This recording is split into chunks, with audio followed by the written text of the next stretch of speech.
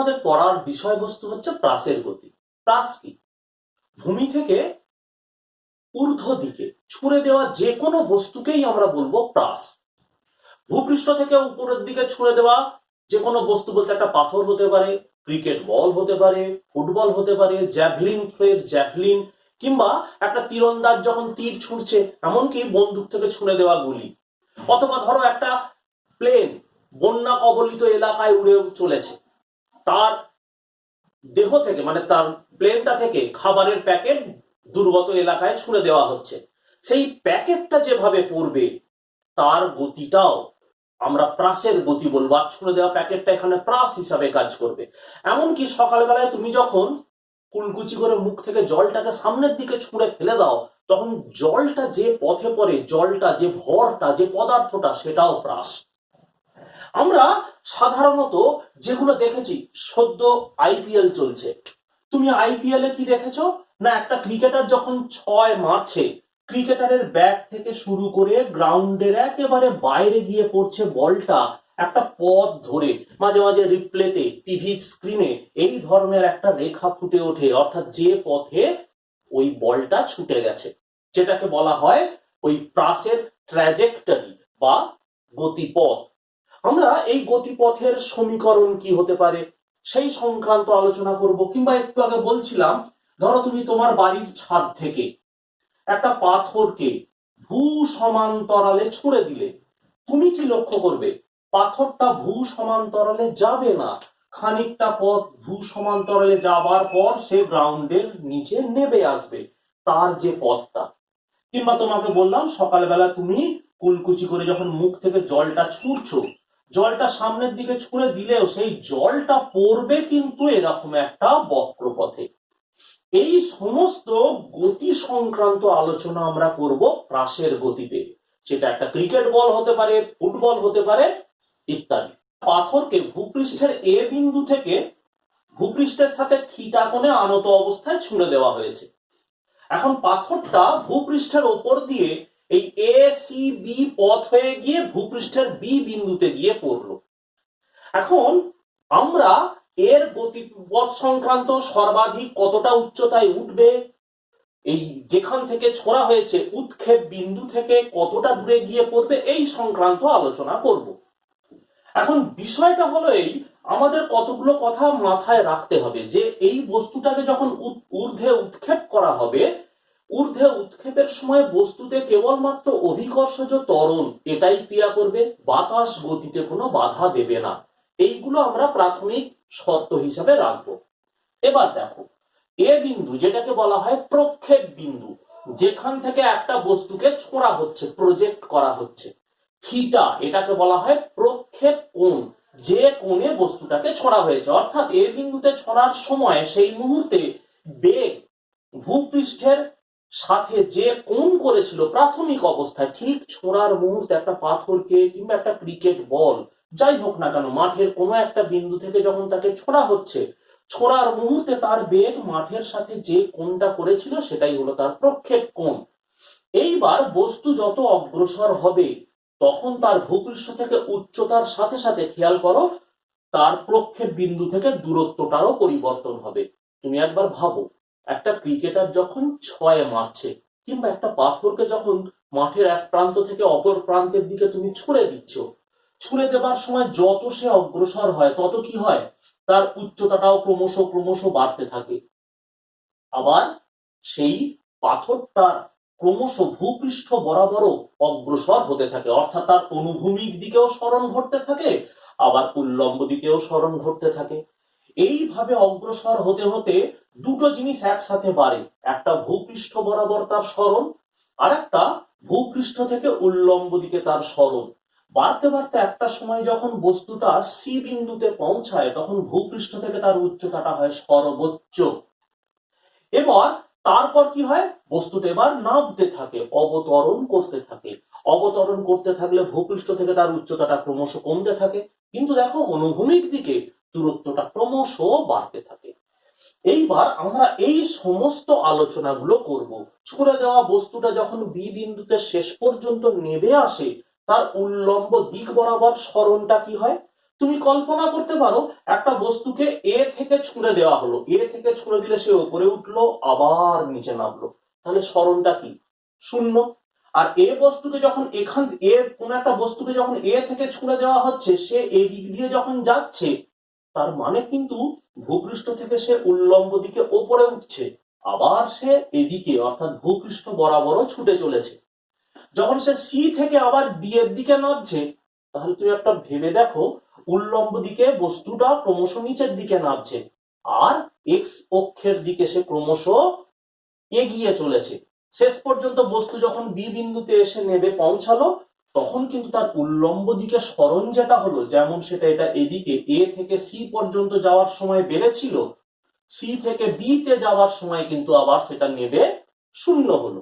তার মানে বস্তুর সরণ একসাথে দুটো দিকে ঘটে, একটা এক্স অক্ষ বরাবর ওয়াই অক্ষ বরাবর ঘটে, আর একটা এক্স অক্ষ বরাবর ঘটতে থাকে।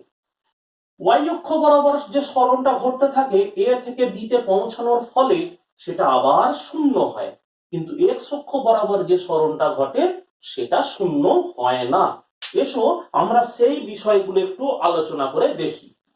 এবার একটু কয়েকটা কথা তুমি শুনে রাখো। এ থেকে বি পর্যন্ত যে দূরত্বটা বস্তু অগ্রসর হয়, সেই দূরত্বটাকে আমরা বলি রেঞ্জ বা প্রসার বা বিস্তার। তার মানে এ থেকে বি পর্যন্ত অগ্রসর হওয়া এই দূরত্বটাকে আমরা আর দিয়ে প্রকাশ করি, এর অনেকগুলো নাম। এই দূরত্বটাকে রেঞ্জ, প্রসার, বিস্তার এই নামে ডাকা হয়ে থাকে। আর মাটি থেকে ভূপৃষ্ঠ থেকে সর্বাধিক যে উচ্চতায় বস্তুটা ওঠে, সেই সর্বাধিক উচ্চতাটাকে ক্যাপিটাল এইচ দিয়ে প্রকাশ করব। এবার গাণিতিক সমীকরণে আসি। এ বিন্দু থেকে বস্তুটাকে যখন ছোড়া হয়েছে এই ইউ বেগে, প্রাথমিক বেগ ইউ, তাকে দুটো উপাংশে ভাগ করেছি, একটা ভূপৃষ্ঠ বরাবর ইউ কস থিটা, আর একটা উল্লম্ব দিক বরাবর U sine theta. U sine থিটাকে ইউ ওয়াই দিয়ে প্রকাশ করেছি, আর ভূপৃষ্ঠ বরাবর যে বেগের উপাংশ ইউ কস থিটা সেটাকে ইউ এক্স দিয়ে। বস্তুর ওপর ক্রিয়াশীল এই ইউ কস থিটা বস্তুটাকে সমবেগে বি বিন্দু পর্যন্ত এগিয়ে নিয়ে যায়, আর ইউ ওয়াই এই বেগের উপাংশটা বস্তুকে উপরের দিকে তোলে এবং নিচের দিকে নামায়। অর্থাৎ বস্তুকে যখন ছুঁড়ে দেওয়া হয়, একসাথে দুটো ঘটনা ঘটতে থাকে, একটা ওয়াই অক্ষ বরাবর সরণ, সাথে সাথে এক্স অক্ষ বরাবর সরণ। এক্স অক্ষ বরাবর সরণের জন্য ইউ এক্স দায়ী। এখন এই বেগের উপাংশটা যেদিকে ক্রিয়া করে সেটা ভূপৃষ্ঠ বরাবর। অর্থাৎ ধরো বস্তু যখন এখানে আছে, আমি কথায় বলছি, যখন ধরো এখানে আছে, তার বেগের অভিমুখ এদিক বরাবর। বেগটাকে যদি তুমি উপাংশে ভাগ করো, এরকম থাকবে আর এরকম থাকবে। তুমি যেন ভেবো না যে এই কোণটাও আগের মতো থিটাই থাকবে, তা থাকবে না, সে কোণটা বদলে যাবে। কিন্তু কি হবে, এই যে ভূপৃষ্ঠের দিক বরাবর যে বেগ, একে কমানো বাড়ানোর জন্য কেউ নেই, কাজেই এই বেগটা স্থির থাকবে। কমানো বাড়ানো বলতে আমি কি বোঝাতে চাইছি? আচ্ছা তুমি বলো না, একটা পাথরকে তুমি ভূপৃষ্ঠ থেকে ওপরের দিকে ছুঁড়ে দিলে, তাকে কমায় কে? অভিকর্ষজ ত্বরণ, সে ক্রিয়া করে নিচের দিকে। সে তো ক্রমাগত বস্তুর উপর ক্রিয়া করে তার বেগটাকে হ্রাস করার চেষ্টা করবে, করতে করতে সর্বোচ্চ উচ্চতায় সেটাকে শূন্য করবে। কিন্তু তুমি দেখো ইউ এক্স সেটা ক্রিয়া করছে ভূপৃষ্ঠ বরাবর, আর অভিকর্ষজ ত্বরণ সে ক্রিয়া করছে 90 ডিগ্রি কোণে। তাহলে অভিকর্ষজ ত্বরণের ইউ এক্স এর উপর কোনো ভূমিকা নেই। তো ভূপৃষ্ঠের উপর লম্বভাবে ক্রিয়া করে, তার মানে ইউ এক্স এর সাথে যেহেতু এটা 90 ডিগ্রি কোণ করে থাকে, সুতরাং ইউ এক্স এর দিক বরাবর অভিকর্ষজ ত্বরণের কোনো উপাংশ থাকে না। অর্থাৎ ইউ এক্স এর দিক বরাবর তুমি যদি উপাংশের কথা ভাবো, তাহলে জি কস 90 বলতে হবে। তাহলে জি কস 90 হলে কস 90 এর মান 0। তার মানে ইউ এক্স কে ভূপৃষ্ঠের সমান্তরালে বেগের যে উপাংশ থাকে তাকে বাধা দেবার কেউ থাকে না, তাই বস্তুটা ভূপৃষ্ঠের দিক বরাবর সমবেগে অগ্রসর হয়। আর উপরের দিকে ইউ ওয়াই, তাকে বাধা দেবার জন্য, তাকে প্রভাবিত করবার জন্য অভিকর্ষজ ত্বরণ উপস্থিত। তাকে এই গতিতে অভিকর্ষজ ত্বরণই কেবলমাত্র প্রভাবী বিস্তার করে থাকে। এবার এসো, এই দুটো গতি একসাথে বস্তুতে থাকলে তারা কিভাবে কাজ করে, এ থেকে বি পর্যন্ত দূরত্বটা যেতে কত সময় লাগে, সর্বোচ্চ যে উচ্চতাটা বস্তু ওঠে ভূমির সাপেক্ষে সেটা মান কি ইত্যাদি, এগুলো আমরা বিবেচনা করে দেখি বা গণনা করে দেখি। তুমি কেবলমাত্র ইউএক্স এর কথা ভাবো, ইউএক্স এর কথাটা বাদ দাও, এখন ইউআই এর কথা ভাবো। না, তুমি ভাবো একটা বস্তুকে কেবলমাত্র ইউআই বেগ দিয়ে যদি ঊর্ধ্বে উৎক্ষেপ করা হয় উল্লম্ব গতিতে, অভিকর্ষের অধীনে উল্লম্ব গতির কথা বিবেচনা করো, তাহলে ইউআই গতিটা কেবলমাত্র থাকলে বস্তুটা একটা সময় পর্যন্ত সর্বোচ্চ উচ্চতা উঠবে। এখানে তুলনা করলে সেই সর্বোচ্চ উচ্চতাটা কার সমান? ডিসি।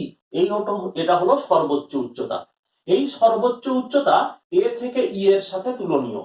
দেখো, সি থেকে ভূ সমান্তরালে সিই রেখাটা টেনেছি, তাহলে এই যতটা সিডিও ততটা। তার মানে আমরা যদি ধরে নিই বস্তুটাকে কেবলমাত্র ইউআই প্রাথমিক বেগ দিয়ে ঊর্ধ্বে উৎক্ষেপ করা হয়েছে, কেবলমাত্র উল্লম্ব গতির কথা বিচার করো, যেখানে একটা বস্তুকে ইউআই বেগে ঊর্ধ্বে উৎক্ষেপ করা হয়েছে এবং বস্তুটা এই উচ্চতা ওঠার পর তার অন্তিম গতিবেগে, এই উচ্চতা বলতে যখন আমরা এটাকে ছুঁড়েছি ই বিন্দুতে যখন পৌঁছেছে, অর্থাৎ এদিক থেকে দেখলে ডি থেকে সি বিন্দুতে যখন পৌঁছেছে, এভাবে ভাবতে পারো, তাহলে সেখানে পৌঁছে তার অন্তিম গতিবেগ ভি ওয়াই সেটা হয়ে গিয়েছে 0। এবার এসো উল্লম্ব গতিতে এইচ আর এখান থেকে এখান পর্যন্ত উঠতে তার সময় কত লেগেছে দেখা যাক। প্রথমে দেখা যাক v y equal to u i minus g t, অর্থাৎ এ থেকে ই পর্যন্ত উঠতে, তার মানে এই উচ্চতা আরোহণ করতে গিয়ে ওই বস্তুটার সময় লেগেছে টি। তাহলে দেখো এটা তো 0, এখানে ইউআই এর মান আমরা জানি, ইউআই সমান u sine theta equal to minus g t. তাহলে টি ইজিক্যাল টু কি? ইউআই বাই জি। তার মানে টি ইজিক্যাল টু তুমি পাচ্ছ u sine theta by g. তাহলে u sine theta by g এই সময় নিয়ে সে ওপরে উঠেছে। আবার একটা লক্ষ্য করো তো, যখন এ বিন্দু থেকে বস্তুটাকে ছোঁড়া হয়েছে, এ থেকে সি তে সে গেছে, যাওয়ার পর আবার সি থেকে বি তে নেমেছে, তার মানে সে কাণ্ডটা কি ঘটিয়েছে? কাণ্ডটা যদি সে কেবলমাত্র ইউআই বেগ নিয়ে গতিশীল থাকতো, তাহলে এ থেকে ই তে উঠতো, আবার ই থেকে এতে নামতো। তাহলে উঠতে যদি তার সময় লাগে you sine theta by g, তাহলে পড়তেও সেই একই সময় লাগবে। এটা আমরা অভিকর্ষের অধীনে উল্লম্ব গতিতে আগেই দেখেছি।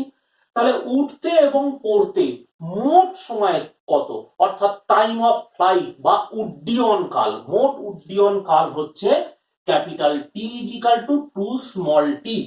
তার মানে আমরা এখানে পাবো কি? এটা পাবো 2 U sine theta by g.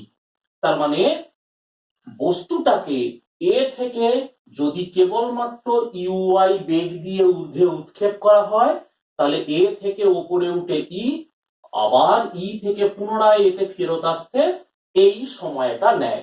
তাহলে এসো আমরা টাইম পিরিয়ডটাকে এখানে লিখে রাখি, T equal to 2 U sine theta by G. এবার এসো এই উচ্চতা যখন সে উঠছে, সেই উচ্চতা ক্যাপিটাল এইচ এর মানটা কি দেখি। খেয়াল করো, আমরা আবার এই সমীকরণটাকে কিভাবে লিখতে পারি।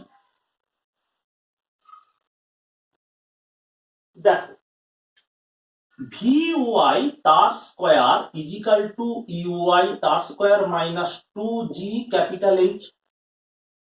এখান থেকে সে সর্বাধিক ই পর্যন্ত উচ্চতা উঠেছে, যেটা কিনা এই উচ্চতার সমান। এখন এটা তো 0, তার মানে ইউআই স্কয়ার মাইনাস 2gh এইটা। তাহলে এইচ সমান কি হবে? এইচ সমান দেখো ইউআই স্কয়ার বাই 2g। এখন ইউআই এর মানটা যদি বসিয়ে দিই, তাহলে এইচ ইজিক্যাল টু কি হচ্ছে? U square sine square theta, u square sine square theta by 2g। তার মানে প্রাথমিক বেগ আর প্রক্ষেপ কোণ দিয়ে তোমাকে যদি বলে সর্বাধিক উচ্চতাটা সে কতটা উঠবে, তার সমীকরণটা কি? তাহলে দেখো h equal to you square sine square theta by 2g। তাহলে এইবার একটা বিষয় পড়ে রইল, বস্তুটা সর্বাধিক কতটা দূরত্ব অতিক্রম করবে ভূপৃষ্ঠ বরাবর, অর্থাৎ এ থেকে প্রক্ষেপের পর বি, এই এ থেকে বি পর্যন্ত দূরত্বটা কত। তোমাদের কি বলা হয়েছে, যখন বস্তুটাকে এ থেকে তির্যক ভাবে ছোঁড়া হবে তখন বস্তুর বেগের দুটো উপাংশ পাবো আমরা, একটা উল্লম্ব দিক বরাবর ইউআই, একটা অনুভূমিক দিক বরাবর ইউএক্স। ইউএক্স করবে কি, বস্তুটাকে এই ক্যাপিটাল টি সময় ধরে সমবেগে বি বিন্দুতে পৌঁছে নিয়ে যাবে। কোন সমবেগে, না ইউএক্স বেগ নিয়ে এ থেকে বি তে নিয়ে যাবে। তার মানে তুমি একবার ভেবে দেখো, বস্তু যত এই রেখা বরাবর এখানে সরছে তখন তার একই সাথে দুদিকে সরণ ঘটছে। একটা উল্লম্ব দিক বরাবর তার উচ্চতাটা ক্রমশ বাড়ছে h1 h2 থেকে, আবার দেখো ভূমির দিকে x1 তারপরে x2, এই যে সরণটা ক্রমাগত বাড়ছে, এই সরণটা অর্থাৎ ভূপৃষ্ঠ বরাবর সরণটা ঘটাচ্ছে ইউএক্স। তাহলে ইউএক্স কতক্ষণ ধরে এই সরণটা ঘটাবে, না যতক্ষণ ধরে বস্তুটা বাতাসে ভাসমান থাকবে। বাতাসে ভাসমান কতক্ষণ থাকবে, এই টি সময় ধরে। তাহলে এই ক্যাপিটাল টি সময় বস্তুটা এ থেকে বি পর্যন্ত দূরত্ব পৌঁছাচ্ছে। তাহলে এ থেকে বি পর্যন্ত দূরত্ব আর ইজিক্যাল টু কি, আর কিছু নয় ইউএক্স ইন্টু টি। এখন দেখো ইউএক্স এর মানটা কত, ইউএক্স মানে ইউ কস থিটা,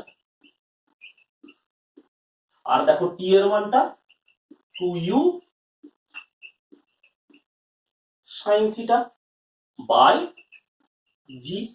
তাহলে এখান থেকে আমরা কি পেতে পারি, একবার লক্ষ্য করো, U square 2 sine theta into cos theta by G. এখন দেখো তো 2 সাইন থিটা আর কস থিটা এটা কিসের সম্পর্কে পড়লো, খেয়াল করো, আমরা লিখতে পারি R equal to you square sine 2 theta by জি। তার মানে এই যে সর্বাধিক এ থেকে বি পর্যন্ত দূরত্ব যাচ্ছে, যেটাকে আমরা রেঞ্জ বা বিস্তার বলছি, তার সমীকরণ U square sine 2 theta by G. আমরা এবার এই যে সম্পর্কগুলো পেলাম, এখান থেকে বেশ কিছু প্রবলেম আমাদের আসতে পারে, অর্থাৎ বিভিন্ন গাণিতিক সমস্যা আমাদের এসে থাকে। এসো সেই গাণিতিক সমস্যাগুলো আমরা আলোচনা করি। এরকম একটা প্রশ্ন, যে একটা বস্তুকে এ বিন্দু থেকে আমরা থিটা কোণেই প্রক্ষেপ করি আর π/2 মাইনাস থিটা কোণেই প্রক্ষেপ করি, উভয় ক্ষেত্রেই এই রেঞ্জটা বিস্তারটা একই হবে। এটা সব থেকে অন্যতম প্রশ্ন, গুরুত্বপূর্ণ প্রশ্ন, যেটা পরীক্ষায় প্রায় আসে। অর্থাৎ তোমাকে এভাবে যদি বলি যে একটা বস্তুকে এ বিন্দু থেকে আমরা 30 ডিগ্রি কোণে ইউ বেগে যদি প্রক্ষেপ করি, সে যতটা দূরত্ব অতিক্রম করবে ভূপৃষ্ঠ বরাবর, যদি বস্তুটাকে আমরা 60 ডিগ্রি কোণে এবং একই বেগে প্রক্ষেপ করি তাহলেও সে একই দূরত্ব অতিক্রম করবে। বেশ, যদি তাকে থিটা কোণে প্রক্ষেপ করা হয় এবং ইউ প্রাথমিক বেগ নিয়ে, তার মানে ইউ প্রাথমিক বেগ আর থিটা কোণে যদি প্রক্ষেপ করা হয়, তাহলে কণাটার বিস্তারের সম্পর্ক কি হবে, না বিস্তারের সম্পর্ক এই তো দেখতেই পাচ্ছ, R equal to you square sine 2 theta by G. এখন বস্তুটাকে যদি ইউ প্রাথমিক বেগ আর π/2 মাইনাস থিটা কোণে ছোড়া হয় ঊর্ধ্বে, তাহলে সে কতটা পথ যাবে, এইটা হচ্ছে প্রক্ষেপ কোণ আর এটা প্রাথমিক বেগ, তাহলে তার বিস্তার হবে R dash equal to you square sine 2 π/2 minus theta by G. এবার দেখো তো এই জায়গাটা থেকে ক্যালকুলেশন করলে কি আসে, ইউ স্কয়ার সাইন, দুইটা যদি ভেতরে ঢোকাই তাহলে pi minus theta 2 theta by G. এখন সাইন পাই মাইনাস 2 থিটা মানেটা কি, না R dash equal to you square sine 2 theta by G, যেটা কিনা আর এর সমান। অর্থাৎ এটা প্রকাশ করছে একটা বস্তুকে তুমি থিটা কোণেই প্রক্ষেপ করো, একই বেগ নিয়ে, কিন্তু থিটা কোণে একটা নির্দিষ্ট বেগ নিয়ে প্রক্ষেপ করো, অথবা π/2 মাইনাস থিটা কোণে কিন্তু আগের বেগটা নিয়েই যদি প্রক্ষেপ করো, দুক্ষেত্রেই রেঞ্জটা, বিস্তারটা এক হবে। এবার আরো একটা গুরুত্বপূর্ণ আমরা সম্পর্কে আসি। গুরুত্বপূর্ণ সম্পর্কটা কি সেটা একবার খেয়াল করো। আমরা এখানে এইচ আর আর এর সম্পর্ক পেয়েছি না? এসো এইচ আর আর এর অনুপাতটা কি হয় সেটা দেখি। এইচ হচ্ছে প্রক্ষিপ্ত বস্তু সর্বাধিক যে উচ্চতাটা যাবে, আর হচ্ছে রেঞ্জ মানে প্রক্ষিপ্ত বস্তুর বিস্তার। তাহলে আমরা সম্পর্কটা কি পাবো দেখো। এইচ মানে কি? U square sine U square sine square theta by 2g, আর আর মানে U square sine 2 theta by G. এখন সাইন 2 থিটা বাই জিটাকে আমি কি আকারে লিখছি একবার খেয়াল কর। প্রথমে উপরেরটা u square sine square theta by 2g, এবার এটা উল্টে গেলে উপরে জি, ইউ স্কয়ার সাইন 2 থিটাটাকে আমরা লিখতে পারি 2 sine theta into cos theta, আর এটা কি এইচ বাই আর। এখন দেখো ইউ স্কয়ার কাটবে, এখানে জি কাটছে, আমরা এটাকে কাটলাম। সাইন থিটা আর একটা সাইন থিটা কাটবে, কাটলে এখানে পড়ে থাকছে কি সেটা লক্ষ্য করে দেখো। এখানে থাকছে 1 এর 4, 2 আর 2 4, আর এখানে কি থাকছে sine theta by cos theta. তাহলে এখানে এইচ বাই আর এটা ইজিক্যাল টু কি হচ্ছে লক্ষ্য করো, h by R equal to tan theta by 4। এই সম্পর্কগুলো অনেক সময় অঙ্কগুলোকে তোমায় সহজ করতে সাহায্য করবে। এই যে ধারণাগুলো দিলাম এগুলো প্রাইমারি আইডিয়া, এগুলো ছোটখাটো এমসিকিউ বা 1 নম্বরের অঙ্ক এগুলো সমাধান করতে তোমায় সাহায্য করবে। এরপর আমরা এর সাধারণ সমীকরণগুলো লক্ষ্য করব। একটি প্রাসকে ভূপৃষ্ঠের এ বিন্দু থেকে থিটা কোণে ইউ বেগে প্রক্ষেপ করা হয়েছে।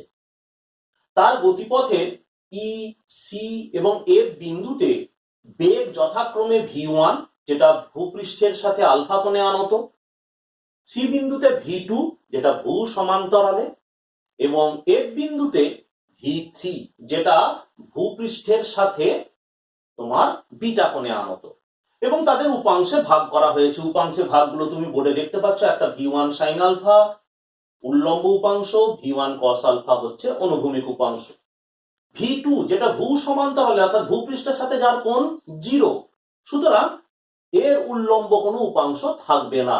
আর এদিকে এফ বিন্দুতে ভূপৃষ্ঠের সাথে v3 কোণ বেগটার উপাংশ বিটা।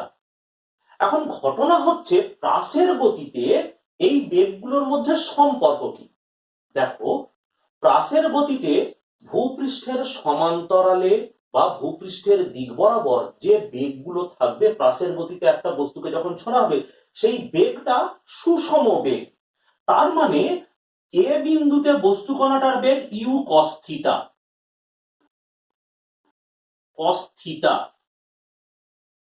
You cos theta.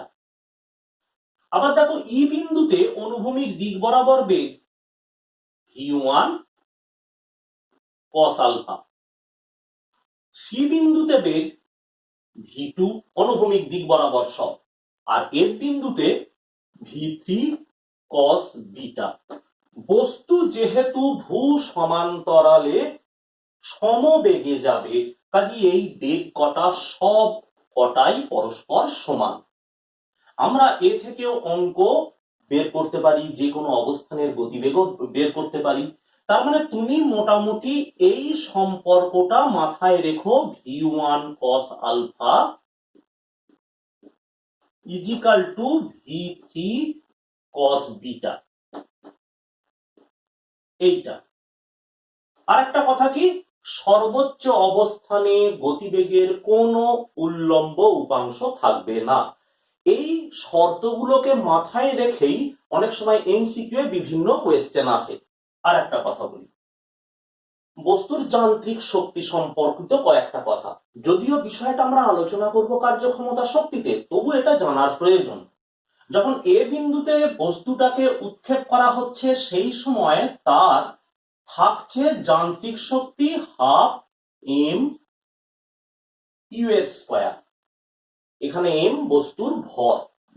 যখনই সেই বস্তুটা সি বিন্দুতে পৌঁছাচ্ছে তখন তার যে গতিশক্তি সি বিন্দুতে, kinetic energy at C half K C equal to half m v two square. এখন তুমি দেখো বস্তুকে এ বিন্দুতে ছোঁড়ার পর যখন সে সি বিন্দুতে পৌঁছাচ্ছে তার পুরো শক্তিটা একেবারে অপরিবর্তনশীল, গতিশক্তিটা পুরোটা একই থাকছে তা কিন্তু নয়।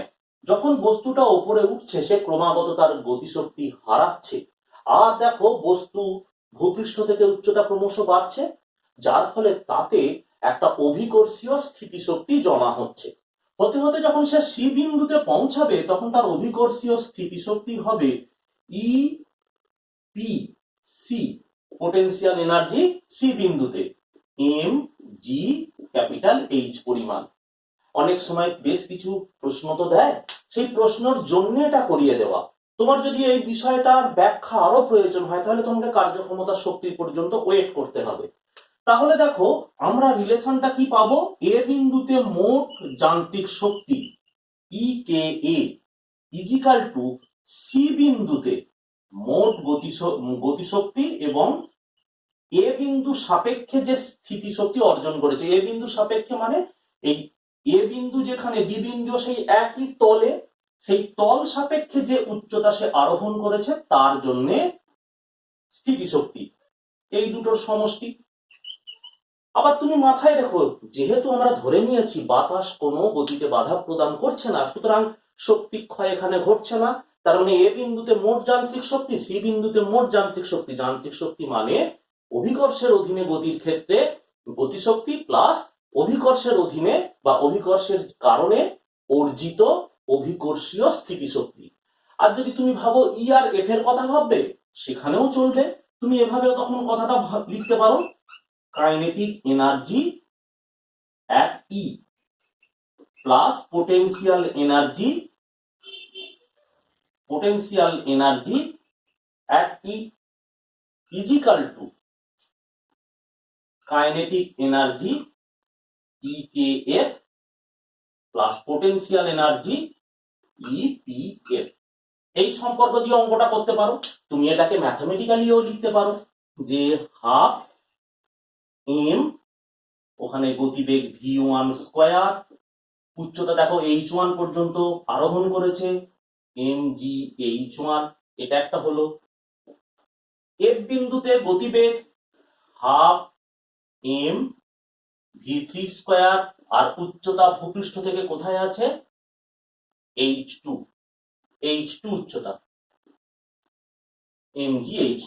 এটা দিয়ে অঙ্ক তুমি করতে পারো, কিছু কিছু অঙ্ক করেছে, আবার এখানে এই অঙ্কগুলো কার্যক্ষমতা শক্তিতেও পেতে পারো। যদি তোমার এটা বুঝতে অসুবিধে হয় এটা জাস্ট বাদ দিয়ে দেবে।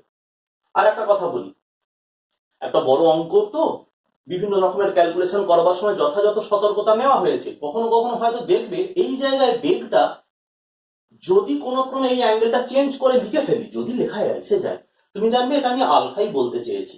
এটা হতে পারে, হবেই তা বলছি না, সতর্কতা নেওয়ার চেষ্টা করেছি। যদি কখনো দেখো যে এই বেগটা এখানে v1 cos আলফা লিখেছি, এখানে থিটা লিখে ফেলেছি, তাহলে সেক্ষেত্রে যেন ওটা থিটা হবে না, ভুলবশত লেখা হয়ে গেছে, ওটা আলফাই হবে। সব প্রাসের গতির সাধারণ সমীকরণ, অর্থাৎ তুমি চাইছো যে একটা বস্তুকে এ থেকে ছুঁড়ে দেওয়া হলো, যে কোনো সময় পরে বস্তুটার গতির সমীকরণ কেমন হবে।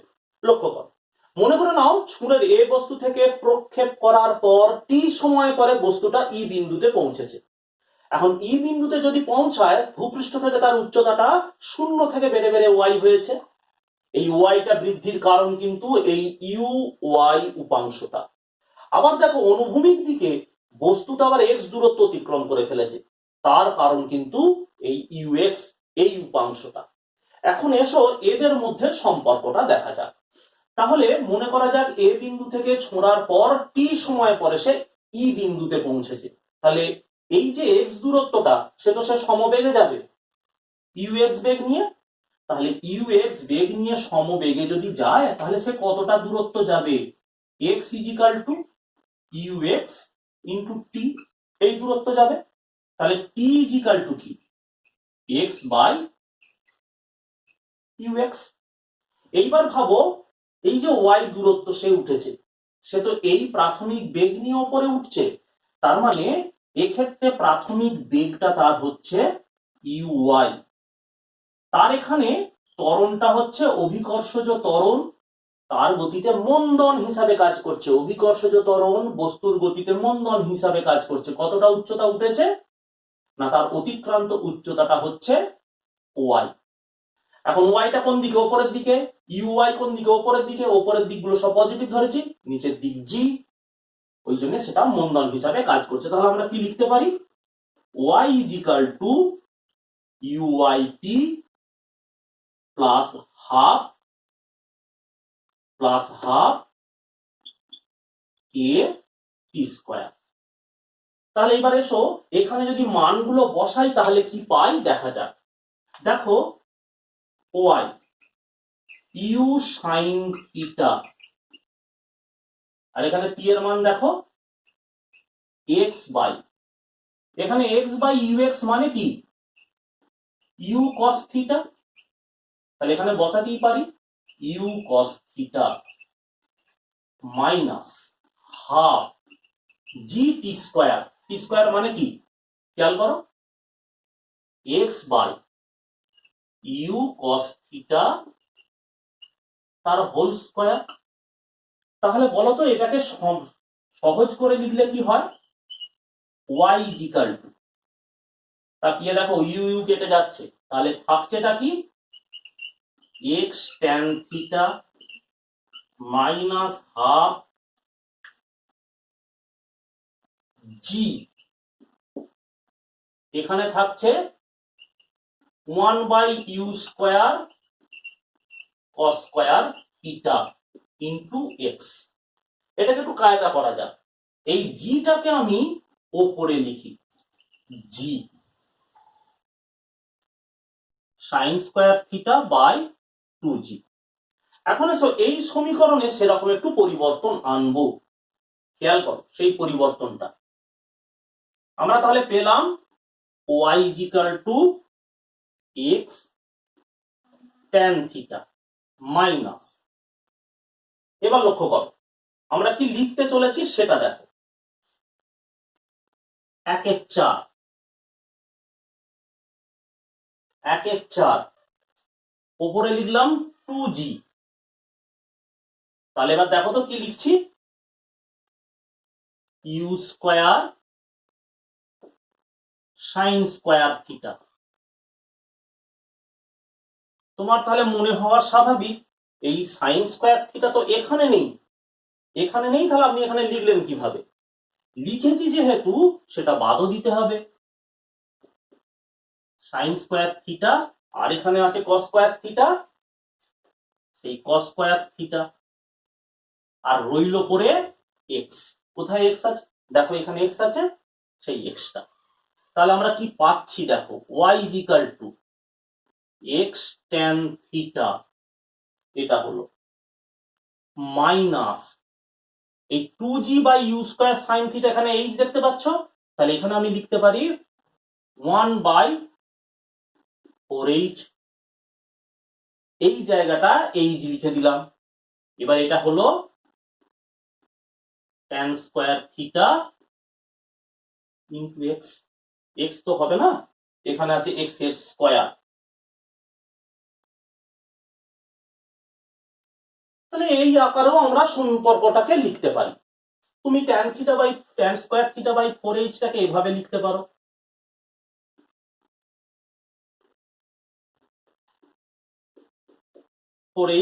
x square. তাহলে দেখো আমরা এই একটা সম্পর্ক পেয়েছি। আর যদি তোমার মনে হয় যে না আমরা সবটাই টাইম দিয়ে প্রকাশ করব, টাইম দিয়ে প্রকাশ করলে টাইমের মানটা না বসালেই হলো, অর্থাৎ এই লাইনটাকে আমরা যদি মুছে দিই তাহলে আমরা এখানে টাইম দিয়ে প্রকাশ করার সমীকরণটা পেয়ে যাব y equal to u sine theta into t minus half এ মানে জি জি টি স্কোয়ার। এই একটা সম্পর্ক। এবার এখানে তুমি টি এর মান বসালে এই রূপটা তুমি পাবে। এখন কিভাবে প্রকাশ করবে সেটা তোমার উপর নির্ভর করছে। তোমার অঙ্ক সমাধান করতে গেলে যেটা চাই সেটা দিয়ে প্রকাশ করতে পারো। একটা কথা বলে রাখি, এইটা প্রতিষ্ঠা করা পরীক্ষায় পড়েছে, কাজেই সতর্ক থাকবে এবং সমাধানটা যথাযথভাবে প্র্যাকটিস করবে। অনেক সময় পরীক্ষায় প্রশ্ন পড়ে যে প্রমাণ করো ভূপৃষ্ঠ থেকে থিটা কোণে প্রক্ষিপ্ত বস্তুর গতিপথ একটা অধিবৃত্ত। তাহলে দেখো তুমি এই পর্যন্ত যে প্রমাণটা আছে সেটা তো করলে, করার পর অধিবৃত্তের যে সাধারণ সমীকরণ সেই আকারে এটাকে লিখলে, অর্থাৎ এটা অধিবৃত্তের সাধারণ সমীকরণ আর এটা তোমার একটা প্রক্ষেপ অর্থাৎ প্রজেক্টাইলের ট্র্যাজেক্টরির সমীকরণ, গতিপথের সমীকরণ। তাহলে এখান থেকে তুলনা করে বলে দিলে যে প্রদত্ত রাশিটির গতিপথ অধিবৃত্তাকার। এটা প্রমাণ করতে বলে, তুমি একেবারে প্রথম থেকে এই পর্যন্ত প্রমাণ করার পর এটার সাথে তুলনা করে বলে দিলে প্রাপ্ত সমীকরণটি হলো একটি অধিবৃত্তের। সুতরাং এটা যেন অর্ধবৃত্ত বলে ভুল করো না, এটা হলো তোমার অধিবৃত্তাকার ট্র্যাজেক্টরি। হয়তো আমার একটু আগে যে ভিডিওগুলোতে দেখেছো সেখানে এটা থিটা করা ছিল, এটা থিটা হবে না, এটা আলফাই হবে। এটা একটা মিস্টেক হয়ে গেছে, মাথায় রেখো ই বিন্দুতে বেগটা ওটা সাইন আলফা হবে। যাই হোক, এরপরে আসছি এ বিন্দু থেকে ছোঁড়ার পর ই বিন্দুতে যখন পৌঁছালো তখন এই বেগের সম্পর্কগুলো। প্রথম কথা আমরা বলেছি অনুভূমিক দিকে যে বেগ অর্থাৎ এক্স অক্ষের দিক বরাবর বেগ এটা একেবারে অপরিবর্তনীয় থাকবে, অর্থাৎ ভি ইউ কস থিটা যেমন ছিল তেমনই থাকবে। এখন দেখো ই বিন্দুতে পৌঁছানোর পর ভি কস আলফা হয়েছে, আমরা আগেই আলোচনা করেছি ভি কস আলফা আর ইউ কস থিটা এরা একই, অর্থাৎ এই সমবেগ নিয়ে বস্তুটা ভূপৃষ্ঠ বরাবর গতিশীল থাকবে। এখন এই বেগটা ইউআই পরিণত হয়েছে ভি সাইন থিটায়। তাহলে এদের মধ্যে সম্পর্ক কি না, দেখো ভি ওয়াই ইজিক্যাল টু কি ইউআই মাইনাস জিটি। সে তো টি সময় পরে এ বিন্দুতে পৌঁছেছে, এ ই বিন্দুতে পৌঁছানো মানে সে ওয়াই দূরত্ব আরোহণ করেছে, তার মানে এর সমান্তরালে গেছে। এই সমান্তরালে ওয়াই দূরত্ব ওঠা, তার মানে এখানে পৌঁছে তার অন্তিম গতিবেগটা হয়েছে ভি ওয়াই। অন্তিম বলবো বলতে এই বিন্দুতে পৌঁছানোর পর তার গতিবেগটা হয়েছে ভি ওয়াই। তাহলে সম্পর্কটা এটা। তাহলে দেখো v y equal to u sine theta minus g t. এখন ভি ওয়াই মানে কি লেখা আছে এখন খেয়াল করে দেখো। ভি ওয়াই মানে, তার মানে তুমি লিখছো v sine alpha equal to u sine theta minus g t. আবার এটা কি পেয়েছি v cos alpha equal to u cos theta. এখন আমরা যদি ভি পেতে চাই তাহলে কি করব, দেখো ভি পেতে চাইলে ভি সাইন আলফা আর ভি কস আলফা এ দুটোর স্কয়ার করে যোগ করব। যোগ করলে কি পাবো দেখো তো, u sine theta minus g t তার whole square plus u cos theta তার হোল স্কয়ার।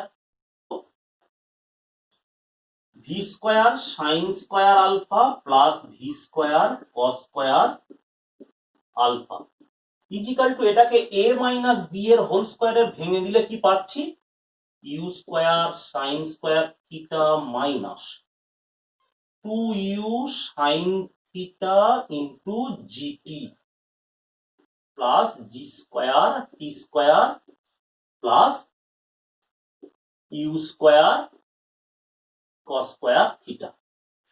আচ্ছা এই দুটোর মানেটা কি, V square sine square alpha plus v square cos square alpha. দেখো এ দুটোর মানে হলো গিয়ে ভিটাকে কমন নিলে sine square alpha plus cos square alpha থাকবে, এ দুটোর মানে হলো গিয়ে ভি স্কোয়ার। এবার দেখো u square sine square theta আর u square cos square theta, এই দুটোর মানে কি না, এ দুটোর মানে কিন্তু ইউ স্কোয়ার।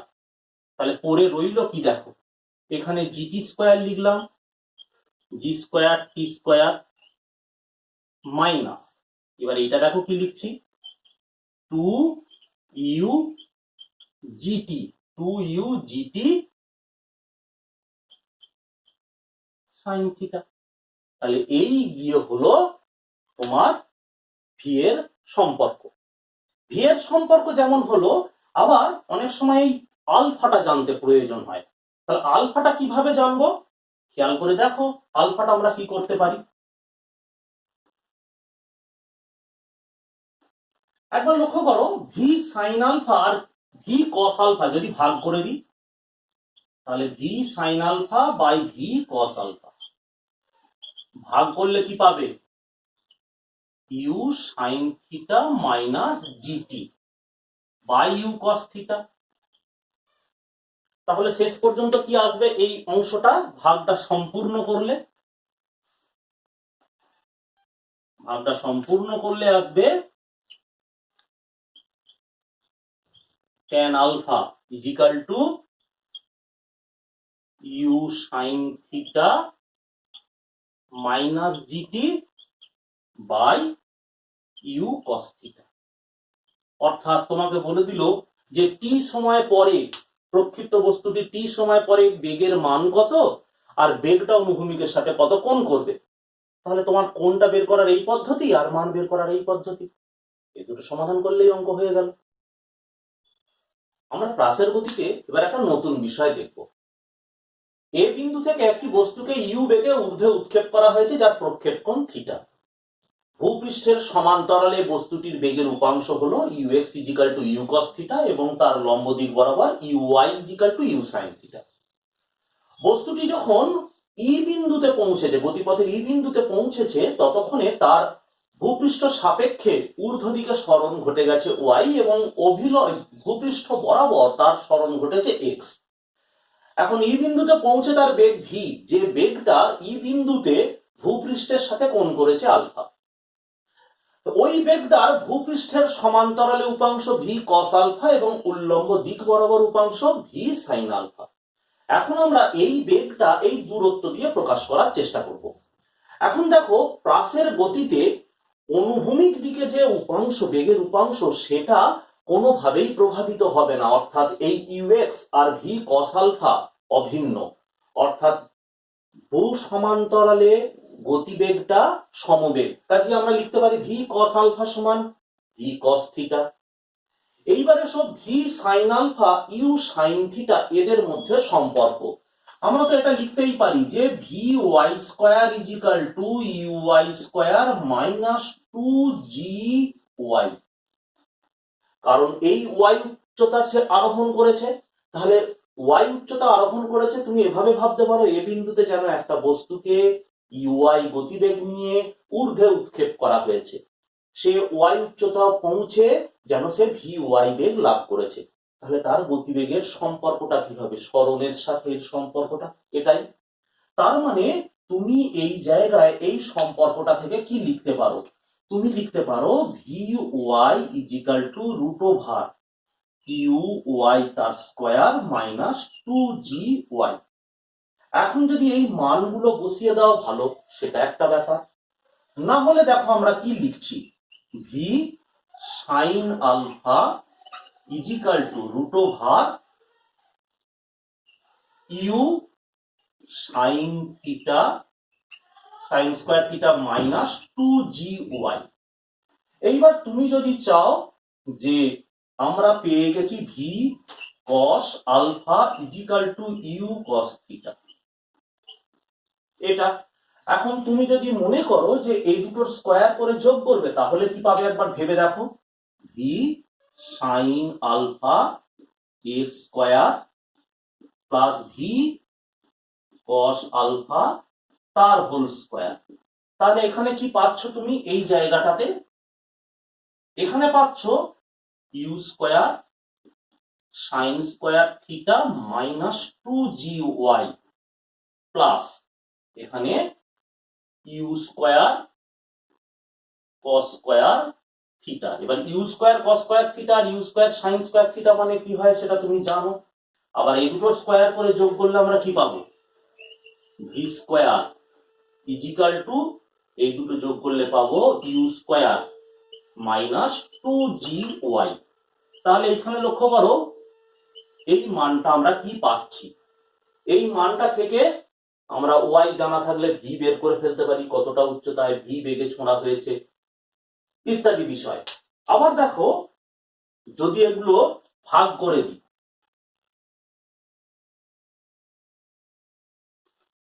যদি এটা ভাগ করে দিই তাহলে কি পেতে পারি, দেখো v sine alpha by v cos alpha equal to কি, root over u square sine square theta minus 2gy by u cos theta. তাহলে এটা এখানে কি পাবো, এই ভি ভি কেটে গেলে tan alpha equal to root over u square sine square theta 2gy by u cos theta. তোমরা বিষয়টাকে বস্তুর ঊর্ধ্বমুখে সরণ এটা দিয়ে প্রকাশ করতে পারলে বেগের মান পেলে, আগেরটায় বেগের মান পেলাম আর এখন পেলাম তার দিকটা কি হবে ভূপৃষ্ঠের সাপেক্ষে। এবার পরবর্তী বিষয়, একটা উঁচু স্তম্ভ আছে কিংবা বাড়ি আছে তো ধরে নাও, সেই বাড়ির শীর্ষদেশ থেকে একটা বস্তুকে ইউ বেগে ভূ সমান্তরালে ছুঁড়ে দেওয়া হলো, তাহলে তার গতিপথটা দেখো। এক্ষেত্রে বস্তুটা কতটা দূরে বাড়িটা থেকে কতটা দূরে গিয়ে পড়বে, এই উচ্চতার সাথে এইটার সম্পর্ক কি বা পড়তে কত সময় নেবে, এই সংক্রান্ত বিষয়গুলো আমাদের অনেক সময় জানার প্রয়োজন হয়। আবার হয়তো এমন হচ্ছে যে একটা এরোপ্লেন সে হয়তো উড়ে চলেছে ভূ সমান্তরালে, তার দেহ থেকে একটা ক্ষেপণাস্ত্রই হোক বা খাবারের প্যাকেট হোক ফেলে দেওয়া হলো, প্লেনটা যখন ভূপৃষ্ঠ থেকে এই উচ্চতায় আছে সেই সময় প্লেন থেকে একটা ক্ষেপণাস্ত্রই হোক আর খাবারের প্যাকেট হোক যাই হোক না কেন কিছু একটা ফেলে দেওয়া হলো কোনো বস্তু, তাহলে সে কতটা দূরে ওই ফেলে দেওয়ার স্থানটা থেকে কত দূরে গিয়ে মাটিতে পড়বে না। যখন সে প্লেন থেকে বিচ্যুত হবে, যদি কোনো বস্তু হয়, প্লেনটা যে বেগে উঠছিল সেই বেগটা বস্তুটা পাবে, ফলে বস্তুটা প্লেনের সাথে সাথে অগ্রসর হয়ে বেশ খানিকটা দূরে গিয়ে মাটিতে পড়বে, ঠিক এই অনুরূপ। কাজেই এসো এখানের আলোচনাটা এখানের আলোচনা একই বিষয়, আমরা ওই বিষয়গুলো দেখি এখানে কিভাবে সেগুলো কাজ করে। যখন একটা বস্তুকে কোনো উচ্চতা থেকে ভূ সমান্তরালে ছুঁড়ে দেওয়া হবে সেই মুহূর্তে তার উল্লম্ব দিকে বেগের কোনো উপাংশ থাকবে না, অর্থাৎ অভিকর্ষের অধীনে উল্লম্ব যদি গতির কথা বিবেচনা করি তাহলে তার সেদিকে কোনো উপাংশ নেই, বেগটা যেহেতু ভূপৃষ্ঠের সমান্তরালে। মাথায় রেখো এখানে একসাথে বস্তুতে দুটো গতি কাজ করবে, এক তুমি যে গতিবেগ নিয়ে তাকে ছুঁড়ে দিয়েছো সেটা, আর দুই পৃথিবী তাকে অভিকর্ষ বল দিয়ে যে আকর্ষণ করছে তার জন্য গতি। তার গতিপথের যে কোনো বিন্দুতে গতিবেগ যদি আমরা উপাংশে ভাগ করি, ধরে নাও এই কোণটা হলো গিয়ে আলফা, এখানে তার গতিবেগ বিন্দুটার নাম দিলাম ডি, তাহলে এখানে তার অনুভূমিক দিকে যে বেগ সেই বেগটার কোন রকম পরিবর্তন হবে না, অনুভূমিক দিকে বস্তুটা একেবারে সমবেগ নিয়ে চলবে। আর উল্লম্ব দিকে বেগটা এটা অভিকর্ষীয় বলের কারণে সেটা শূন্য থেকে বেড়ে বেড়ে ক্রমশ বাড়তে থাকবে। তাহলে এসো আমরা এইবার এই বিষয়টা আলোচনা করি। তাহলে আমি বললাম একেবারে উৎক্ষেপ বিন্দুতে নিম্নাভিমুখে প্রাথমিক বেগ 0, অভিকর্ষজ ত্বরণ বস্তুতে গতি বৃদ্ধিতে কাজ করবে, তার যে দূরত্ব অতিক্রম করতে হবে সেটা হলো এইচ। এখন দেখো এই দূরত্ব এই পড়তে অর্থাৎ বস্তুটা একই সাথে এদিকে ছুটছে আবার নিচের দিকেও আসছে, আর আমরা তার রেজাল্ট্যান্টটা দেখছি অর্থাৎ বাস্তবটা দেখছি, কোন পথে বস্তুটাকে পড়তে দেখছি, এভাবে পড়তে দেখছি। তাহলে এই দুজনে মিলে একই সাথে বস্তুতে ক্রিয়া করায় তার গতিপথটা আমরা বক্র দেখবো, কিন্তু যে কোনো বিন্দুতে গতিপথের যে কোনো বিন্দুতে সব সময় দুজনে কাজ করছে। একটা ইউএক্স সেইটা বস্তুটাকে টেনে বি থেকে সি তে নিয়ে যাচ্ছে, আর অভিকর্ষজ বল সেটা বস্তুটাকে এইচ উচ্চতা নিচে নামিয়ে আনছে। এখন ধরো এইচ উচ্চতা কেবলমাত্র যদি বিবেচনা করি, তাহলে একটা স্তম্ভের শীর্ষদেশ থেকে একটা বস্তুকে ছেড়ে দিলে কেবলমাত্র অভিকর্ষ বল যদি তাকে টেনে নামায় তাহলে কতটা সময় লাগে দেখি না। মনে করে নি একটা এইচ উচ্চতার স্তম্ভ আছে, সেখান থেকে একটা বস্তুকে স্থির অবস্থা থেকে ফেলে দেওয়া হচ্ছে, ধরে নাও কোনো অনুভূমিক বেগ নেই, তাহলে সে টি সময়ে শীর্ষদেশ থেকে নিচে অবতরণ করছে। তাহলে অবতরণ যদি টি সময় করে তাহলে আমরা এইচ ইজিক্যাল টু কি পাবো না u y t plus half g t square. এখন ইউআই তো 0, তাহলে এইচ ইজিক্যাল টু পাবো হাফ জি টি স্কোয়ার। তাহলে টি ইজিক্যাল টু কি হবে 2h by G root over, তার মানে এই সময় ধরে সে নিচে পড়বে। এখন যদি বস্তুটার ইউ বেগটা থাকে অর্থাৎ ভূ সমান্তরালে বেগটা থাকে তাহলে কি হবে না, যে সময় ধরে বস্তুটা নিচে পড়বে সেই সময় ধরে ইউ বেগ বস্তুটাকে টেনে সামনের দিকে নিয়ে যাবে। তাহলে বি থেকে সি এই দূরত্বটা কত হবে, যেটা কিনা এখানে রেঞ্জ বা প্রসার বা বিস্তার অর্থাৎ আর, যেটা কিনা বিসি দূরত্বকে প্রকাশ করছে, সেটা কত হবে u into t. U into t মানে কত হবে দেখো, এখানে টি এর মানটা বসালে রুট ওভার 2h বাই জি এটা হবে। আমরা এইভাবে এর অতিক্রান্ত দূরত্ব অর্থাৎ এ বিন্দু থেকে নিক্ষেপ করলে কতটা দূরে গিয়ে পড়বে সেই গণনা করতে পারি। আবার যদি মনে হয় যে নির্দিষ্ট সময় পরে তার গতিবেগ কি হবে নিচের দিকে, বা ওয়াই দূরত্ব যদি অবতরণ করে, ধরো ওয়াই দূরত্ব সে নিচে নেমে এলো অর্থাৎ গতিপথের যখন সে ডি বিন্দুতে পৌঁছালো উল্লম্ব দিকে সে ওয়াই দূরত্ব নেমে এলো, তাহলে ওই অবস্থানে তার গতিবেগ কি হবে কোনটা কি হবে এই সংক্রান্ত যদি আলোচনা চাও করতে পারো। তাহলে ওয়াই দূরত্ব যদি নেমে আসে তাহলে তার গতিবেগটা কি হবে দেখো, যদি গতিবেগটা আমরা এখানে লিখেছি ভি কস আলফা আর ভি সাইন আলফা ধরে নিই, এইটা হলো ভি ওয়াই, তাহলে উল্লম্ব দিকে বস্তুটার প্রাথমিক বেগ 0, ওয়াই উচ্চতা নাবার পর অর্থাৎ অতিক্রান্ত দিক s equal to y, y দূরত্ব নাবার পর তার গতিবেগ হলো ভি ওয়াই। তাহলে ভি ওয়াইটা কত আমরা কি লিখতে পারি খেয়াল করো, এখানে v y square equal to u i square plus 2জি ওয়াই। তাহলে তুমি এখান থেকে কি লিখতে পারো v y equal to root over 2জি ওয়াই, ইউআই তো 0, এখন ভি ওয়াই মানেটা কি ভি সাইন আলফা।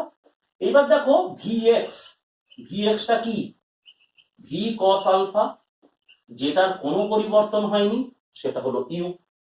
তাহলে এইখান থেকে তুমি কি পেতে পারো, এখান থেকে তুমি ভি পেতে পারো ভি এক্স তার স্কোয়ার ভি ওয়াই তার স্কোয়ার করে, ভি এক্স এর স্কোয়ার করলে কি পাবে ইউ স্কোয়ার, আর ভি ওয়াই এর স্কোয়ার করলে 2জি ওয়াই। এই করে তুমি ভি এর মানটা পেতে পারো, ভি ইজিক্যাল টু তাহলে কি হবে রুট ওভার এইটা। আর যদি মনে করো তুমি কোণ চাও তাহলে কোণটাও পেতে পারো, ভি ওয়াই সমান কি না v sine alpha equal to কি লিখছো রুট ওভার 2জি ওয়াই, আর ভি কস আলফা মানে আর কিছু নয় ইউ। তাহলে ভাগ করে দিলে কি হবে tan alpha equal to root over 2জি ওয়াই বাই ইউ। তার মানে কোনো একটা পার্টিকুলার বিন্দুতে সে ভূপৃষ্ঠের সাথে কত কোণ করে তার বেগটা থাকবে সেটা তুমি নির্ণয় করতে পারো। অনেক সময় সি বিন্দুতে বস্তুটা কি বেগ নিয়ে আঘাত করবে এবং তোমার ভূপৃষ্ঠের সাথে বা অভিলম্বের সাথে কত কোণ করে আঘাত করবে সেটা জানতে চায়। তাহলে তাই যদি চায়, ভূপৃষ্ঠে যদি চায়, তাহলে কি করা হবে?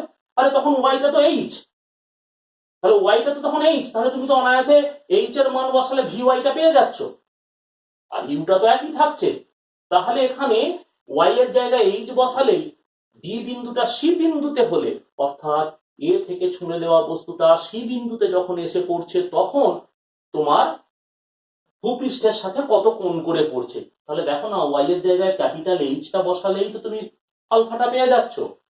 আর দ্বিতীয় কথা ভি, ইউটা তো পেয়েইছো, এখানে ওয়াই এর জায়গায় তুমি এইচ বসিয়ে দাও, তাহলেই তো তুমি ভি এর মানটাও পেয়ে যাবে। ডি বিন্দু অর্থাৎ সি বিন্দুতে আঘাত করবার সময় তার গতিবেগটা কি হবে। এভাবেও এরকম অঙ্ক আমরা করব।